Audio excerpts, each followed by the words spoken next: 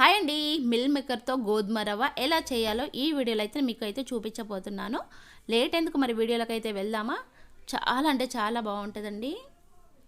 ఇలా నేను ఒక గ్లాస్ అయితే గోధుమ రవ్వ తీసుకుంటున్నాను.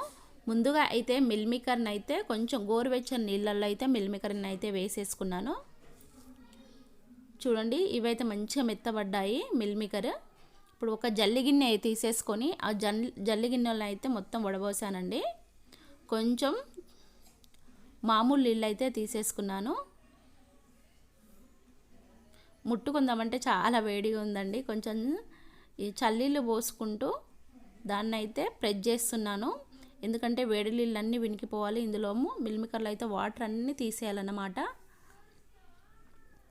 ఇప్పుడు వాటర్ అన్నీ అయితే ఎన్ని నీళ్ళు వచ్చాయో చూడండి ఒకసారి మీరు. ప్రెస్ చేసిన కొద్దీ నీళ్ళు అయితే వచ్చేస్తున్నాయి. ఇక ఇలా మిల్ మేకర్లో నీళ్ళన్నీ ప్రెస్ చేసిన తర్వాత స్టవ్ ఆన్ చేసుకొని పొయ్యి మీద కడాయి పెట్టుకొని 2 చెంచాల నూనె, 1 చెంచా ఆవాలు, 1 చెంచా జీలకర్ర, 1 ఉల్లిగడ్డ, 2 పచ్చిమిర్చీలు, 2 కరివేపాకులు వేసేసుకొని మంచిగా మగ్గించాలండి. అలా మగ్గిన తర్వాత కొంచెం పసుపు కూడా వేసేసుకోవాలి. ఈ ఉల్లిగడ్డ కూడా మంచిగా మగ్గిపోయిందండి. ఇప్పుడైతే మనం ఇందులో మిల్ మేకర్ని అయితే వేసేసుకుందాం. ఈ మిల్ మేకర్స్ నూనెలను అయితే చాలా బాగా ఫ్రై చేయాలండి. ఎందుకంటే మనము మిల్ మేకర్ అయితే ఇలా ఫ్రై చేస్తుంటే చాలా టేస్ట్ ఉంటుందండి తింటుంటే. ఇలా పచ్చిగా చేసిన దానికన్నా ఇలా నూనెలో కొద్దిసేపు అయితే ఫ్రై చేయాలి. అప్పుడు చాలా టేస్ట్ వస్తుందండి. తగినంత అయితే ఉప్పు వేసేసుకోవాలి. ఒకసారి అయితే కలపాలండి. 1 చెంచా అల్లం వెల్లుల్లి పేస్ట్ అయితే వేసుకోవాలి. పచ్చి వాసన పోయేంత వరకు మంచిగా కలుపుకోవాలండి. 1 గ్లాస్ రవ్వకి 2 గ్లాసుల నీళ్ళు అయితే పోయాలండి. 2 గ్లాసుల నీళ్ళు అయితే సరిపోతుంది. ఇప్పుడు ఒకసారి అయితే మంచిగా కలపాలండి. మంట వచ్చేసి హైలో పెట్టుకోవాలి.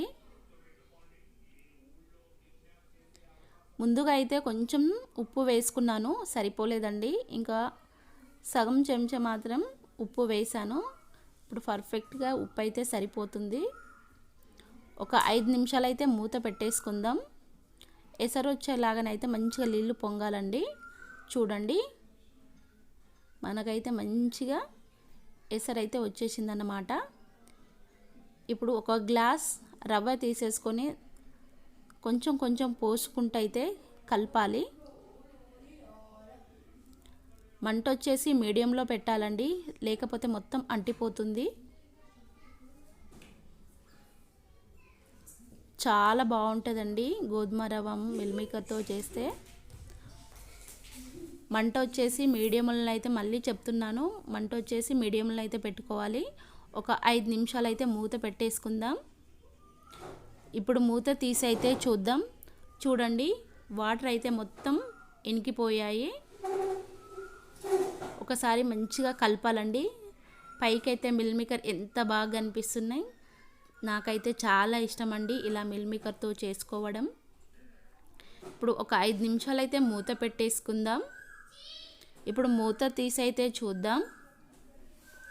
చూడండి, మొత్తం నీళ్ళు అయితే మొత్తం ఇనికిపోయాయి. ఇప్పుడు మనకు పర్ఫెక్ట్గా ఉప్మా అయితే తయారైపోయింది.